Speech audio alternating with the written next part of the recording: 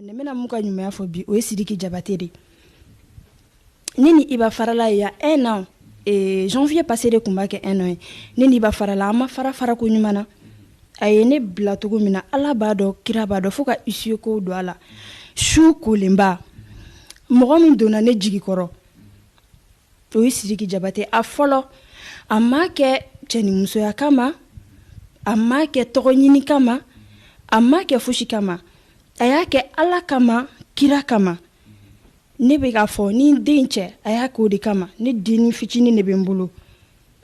donc an bilala ɲɔgɔn na su fɛ vers 3h du matin donc a ko n ka bɔ ni den fitinin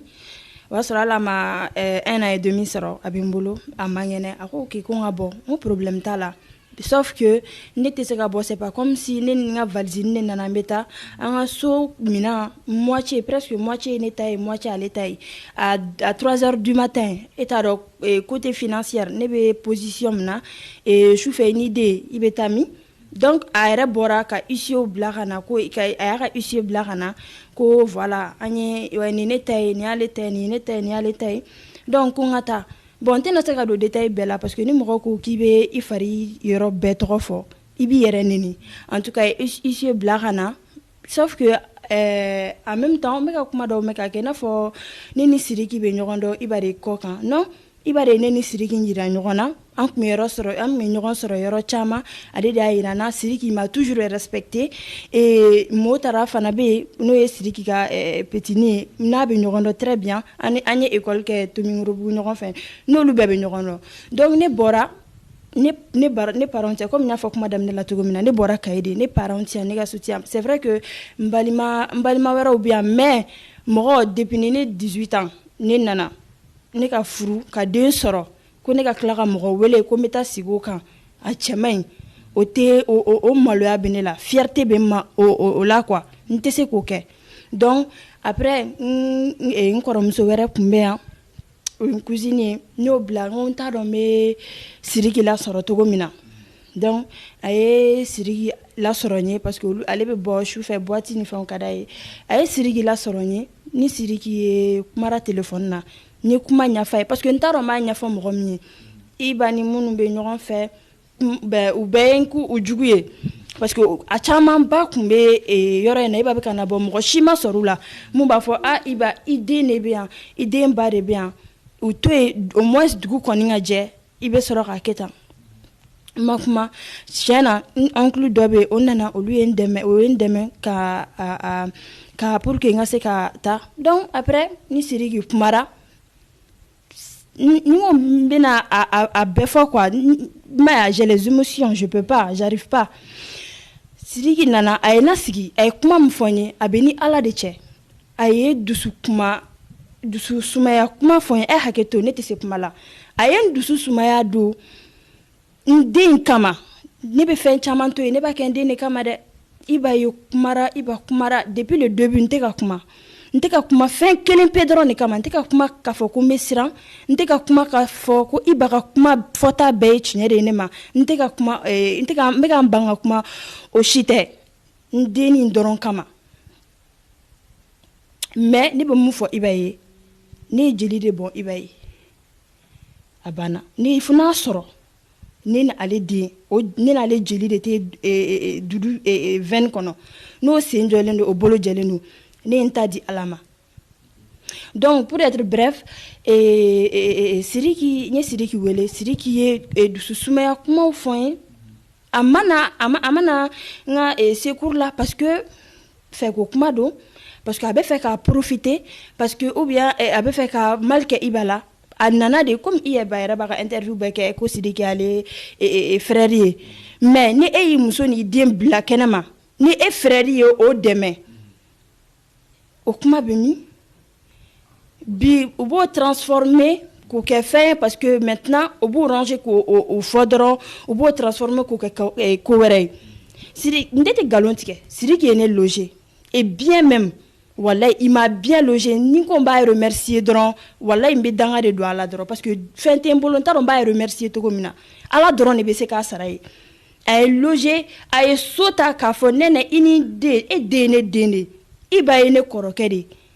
ni e ye ne bila Iba e dɔgɔni e yɛrɛ ka kuma e ka jeli n'o ye ne ta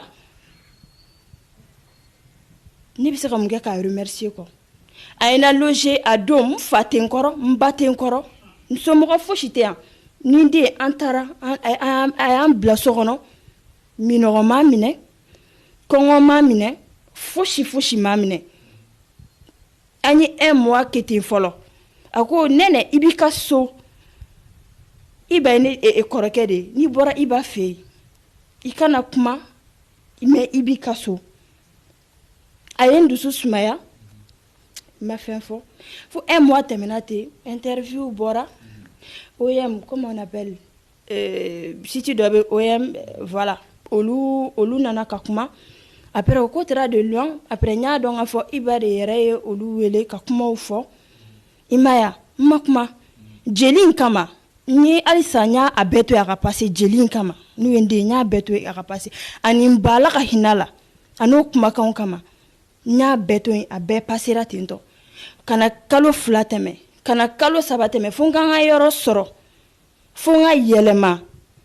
ni Siriki bɛ ne ka so ne bɛ so min kɔnɔ bi na n filɛ nin sigilen yɔrɔ min na ni n wolodenni ni cɛ a tɛ so in yɔrɔ dɔn n bɛ kali Ala de la a ka bon n ka kalili ma Sidiki tɛ so in yɔrɔ dɔn fo bi mais ni fɛn o fɛn ko bɛ na a y'o de fɔ mais ni fɛn o fɛn ko bɛ na ne den ko o ko b'a la a jɔlen bɛ n'a ye ɲinɛ y'a san 1 de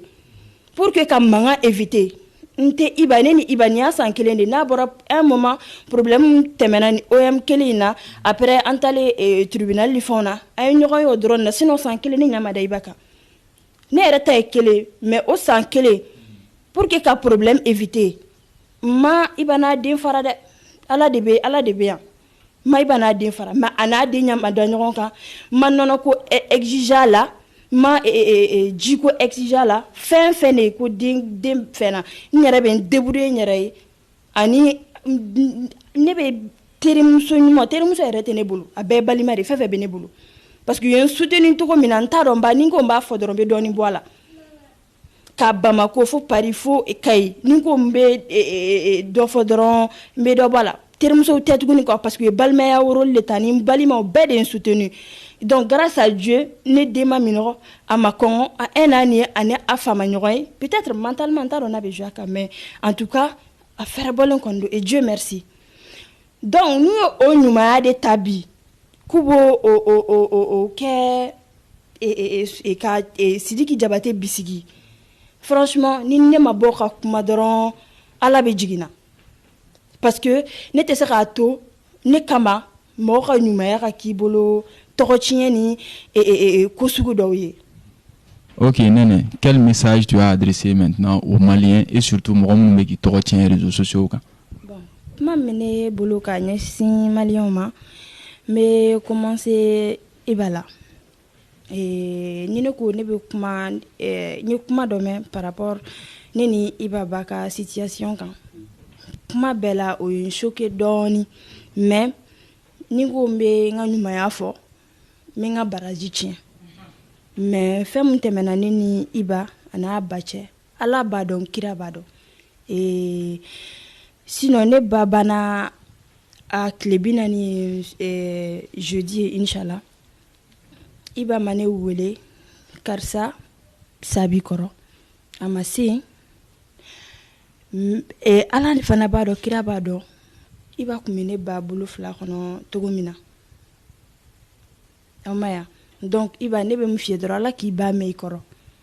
Ala k'i ba mɛn i kɔrɔ Ala ka dili mɛn i kɔrɔ halisa sinon après n bɛ mun f'i ye ne ka dayɛlɛlen don i ye dɛ i den ne ye 5 ye ma deli k'i empêcher k'a lajɛ n tɛ n'i empêcher fo ka diɲɛ wuli donc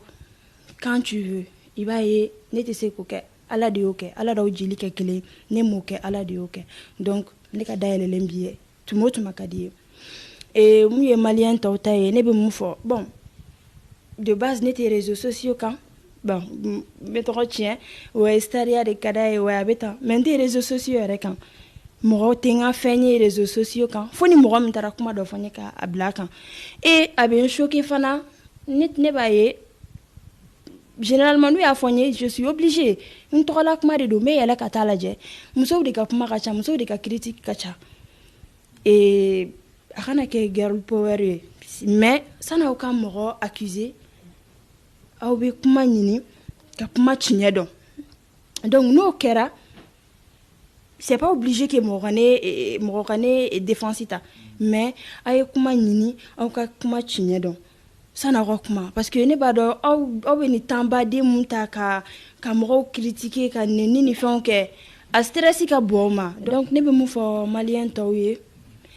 ne tɛ internet kan j'ai jamais voulu être une personnage public ça m'intéresse pas mais ne ka vie privée yɛrɛ ka étaler tan réseaux sociaux kan ça me plaît pas mais n'a ma ɲa a kɛra ni parti kelen a décidé ka an ka vie étaler mun ka da yɛrɛ o de étaler parce que voilà i ka tiɲɛ ani tiɲɛ yɛrɛ kelenw tɛ i ma ya et puisque a étaler la a y'a ɲini san'aw ka parti kelen ta ni ne siɲɛ fɔlɔ de ka kuma mɔgɔ caman fɛn ne y'a di sa ne y'a fɛ sa wallahi billahi ma deli ka kuma ni ye siɲɛ fɔlɔ de ka kuma aw de ye siɲɛ fɔlɔ k'an justifier ko la et ko mun don et ça me tenait à cœur